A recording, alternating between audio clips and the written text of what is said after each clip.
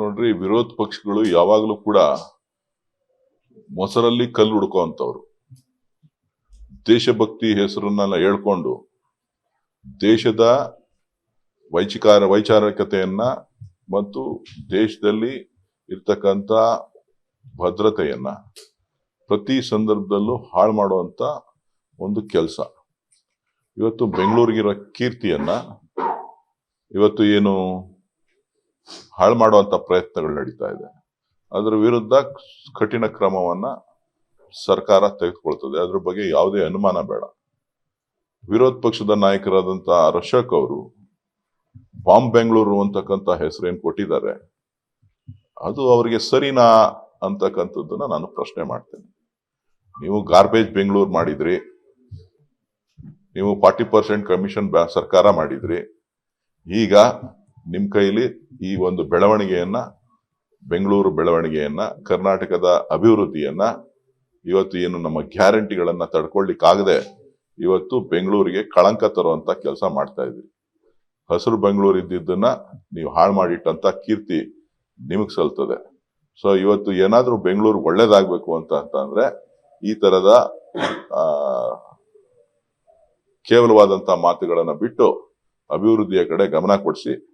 ಬೆಂಗಳೂರಿಗೆ ನಿಮ್ಮ ಪ್ರಧಾನ ಮಂತ್ರಿಗಳು, ನಿಮ್ಮ ಸರ್ಕಾರ, ಕೇಂದ್ರ ಸರ್ಕಾರ ಕಳೆದ 10 ವರ್ಷಗಳಲ್ಲಿ ಎಷ್ಟು ಹಣ ಕೊಟ್ಟಿದೆ ಅನ್ನೋದನ್ನ ಪಟ್ಟಿ ಮಾಡ್ಬಿಟ್ಟು ಬೆಂಗಳೂರಿನ ಜನರಿಗೆ ತಿಳಿಸುವಂತ ಕೆಲಸನ ವಿರೋಧ ಪಕ್ಷದ ನಾಯಕರು ಮಾಡಬೇಕು ಅಂತ ಹೇಳಿ ನಾನು ಒತ್ತಾಯ ಮಾಡ್ತೇನೆ.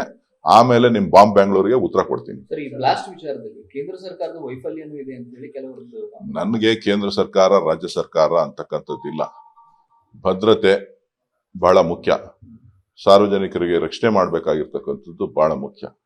ಇವತ್ತು ನಾವು ಈ ವಿಚಾರವನ್ನ ಗಂಭೀರವಾಗಿ ಪರಿಗಣಿಸಬೇಕಾಗ್ತದೆ. ಸೊ ಆ ಕೆಲಸ ಕರ್ನಾಟಕ ಸರ್ಕಾರ ಮಾಡ್ತಾ ಇದೆ. ಕೇಂದ್ರದ ಜವಾಬ್ದಾರಿನೂ ಕೂಡ ಇದೆ.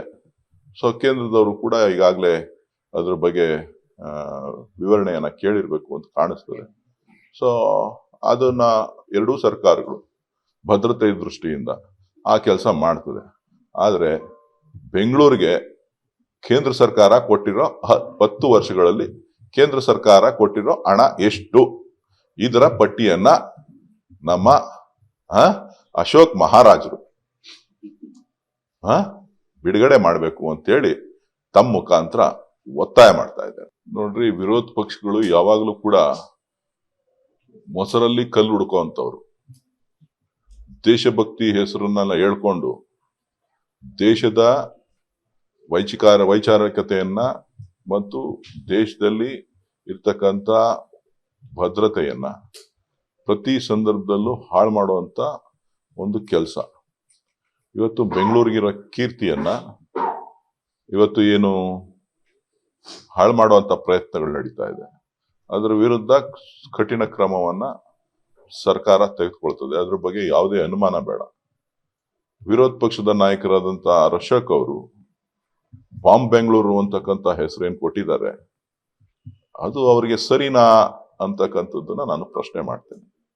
ನೀವು ಗಾರ್ಬೇಜ್ ಬೆಂಗಳೂರು ಮಾಡಿದ್ರಿ, ನೀವು 40% ಕಮಿಷನ್ ಸರ್ಕಾರ ಮಾಡಿದ್ರಿ.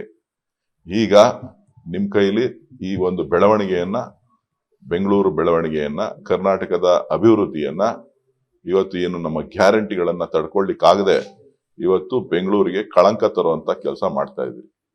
ಹಸಿರು ಬೆಂಗಳೂರು ಇದ್ದಿದ್ದನ್ನ ನೀವು ಹಾಳು ಮಾಡಿಟ್ಟಂತ ಕೀರ್ತಿ ನಿಮಗ್ ಸಲ್ತದೆ. ಸೊ ಇವತ್ತು ಏನಾದ್ರೂ ಬೆಂಗಳೂರು ಒಳ್ಳೇದಾಗ್ಬೇಕು ಅಂತಂದ್ರೆ ಈ ತರದ ಕೇವಲವಾದಂತ ಮಾತುಗಳನ್ನ ಬಿಟ್ಟು ಅಭಿವೃದ್ಧಿಯ ಕಡೆ ಗಮನ ಕೊಡಿಸಿ.